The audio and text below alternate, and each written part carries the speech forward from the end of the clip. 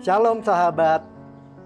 Kali ini saya akan menyapa sahabat, namun saya tidak sendirian, saya dengan sahabat saya, Pendeta Dina Putranti dari GKI Banyumas.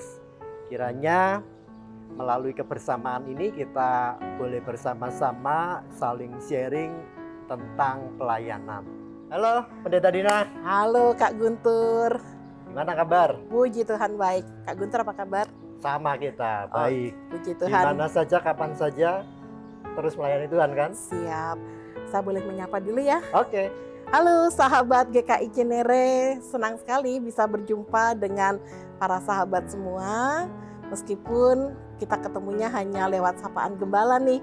Tapi setidaknya kiranya sapaan gembala ini boleh benar-benar menjadi sesuatu yang mempertumbuhkan ya. Yes. Gimana Kak Guntur, pelayanan di Cinere? Aman. Aman ya? Ya masih dengan hiruk pikuk kota metropolitan. Tapi Ya. bagaimana dengan Banyumas? Banyu itu air ya? Air Emas. aja emas loh. Air itu emas makanya. Jadi gereja kaya dong. Kaya kasih yang jelas Kaya ya. kasih. Itu yang Oke. harus selalu dipelihara dalam kehidupan bergereja, kasih. Kasih. Oke, kira-kira yang spesifik tuh kalau kita bicara kasih, pelayanan, pekerjaan bagi Tuhan. Boleh dong sharing buat Sharing. teman-teman di Cinere. Oke.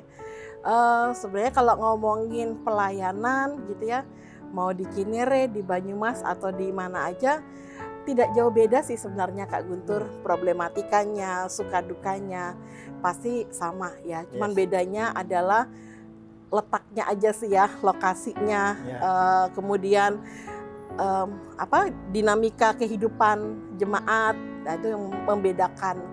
Tapi setidaknya kalau boleh dikatakan nih, jadi keinget kemarin minggu khotbah. Oh gitu iya, ya. iya. Boleh. Khotbah kemarin minggu itu, saya setelah selesai khotbah saya baru berpikir dan bersyukur nih.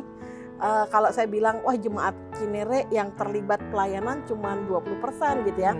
Tuhan banyak, tapi Pekerja sedikit. Wah, ladangnya banyak nih di mana-mana Iya, gitu iya, kan. Iya. Tapi di Banyumas, puji Tuhan saya masih bisa lebih bersyukur ya. Karena Oke. ternyata di kami tuh hampir 45% jemaat terlibat di dalam 45%. pelayanan. Ya, jadi hampir separuhnya nih. Makanya kalau pelantikan badan pelayanan kosong gerejanya. Karena semua maju semua. Oke, yes. Yang duduk di kursi jemaat nggak ada. Cuma beberapa orang. Itu sih Iya, Kak. Gitu. Iya. Oke. Tuhan banyak, pekerja sedikit. Nah, apa yang mau di-highlight dari firman Tuhan ini? Menurut Kak Dina? Saya sih ini ya Kak ya, kadang-kadang dalam pelayanan gitu ya, orang tuh berpikir apa saya tuh pantas ya melayani Tuhan. Yes. Saya tuh bisa nggak sih melayani Tuhan? Saya tuh mampu nggak sih melayani Tuhan? Nah, saya justru tertarik pada gaya pelayanannya Paulus. Oke. Rasul Paulus. Saya teringat pada apa yang Paulus katakan dalam 1 Korintus pasal 15 ayat 9 sampai 10. Yes. Di sana Rasul Paulus berkata gini, "Karena aku adalah yang paling hina dari semua rasul, bahkan tidak layak disebut rasul, sebab aku telah menganiaya jemaat Allah. Tetapi karena kasih karunia dari Allah, aku adalah sebagaimana aku ada sekarang. Dan kasih karunia yang dianugerahkannya kepadaku tidak sia-sia. Sebaliknya aku telah bekerja lebih keras daripada mereka semua, tetapi bukannya aku, melainkan kasih karunia Allah yang menyertai aku." Nah Kak Guntur, dari firman Tuhan ini saya justru mendapatkan sebuah insight ya, bahwa Tuhan itu selama ini memakai siapa saja. Siapa saja dipakai oleh Tuhan untuk bekerja dan melayani Dia. Ya, di ladang yang sudah Tuhan sediakan. Nah, dan orang-orang yang Tuhan pilih itu bukan orang-orang yang sempurna gitu loh. Mereka juga manusia biasa, punya keterbatasan, punya kelemahan, pernah merasakan takut, pernah sedih, pernah galau juga. tapi mereka dipakai Tuhan.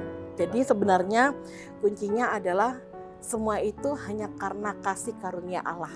Wow. Ketika kita dipakai untuk melayani Tuhan, yaitu kasih karunia.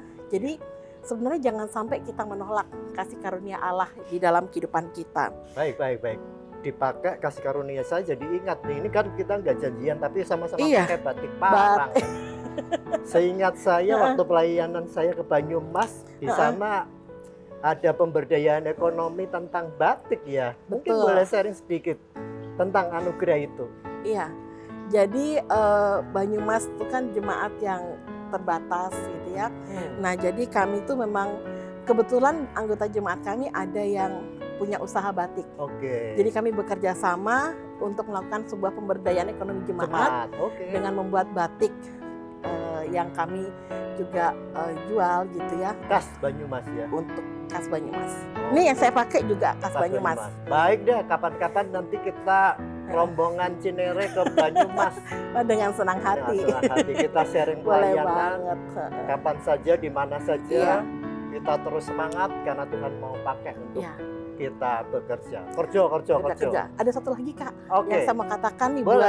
buat jemaat sahabat-sahabat di Cinere nih ya, bahwa komitmen untuk bekerja di ladang Tuhan itu tidak pernah muncul kalau kita tidak pernah menjadikan Tuhan sebagai yang terpenting dalam hidup kita. Wow. Jadi mari kita sama-sama melayani Tuhan itu bukan karena merasa ya udahlah saya melayani karena seharusnya saya melayani sebagai orang Kristen. Atau mungkin ada yang pendapat yang mengatakan bahwa wong Kristen kok nggak melayani. Nah, bukan karena itu ya, tetapi kalau kita melayani Tuhan itu karena sebagai bentuk kasih kita kepada Tuhan dan menjadikan Tuhan itu sebagai yang terpenting. Jadi bekerja di ladang Tuhan tidak lepas dari kasih.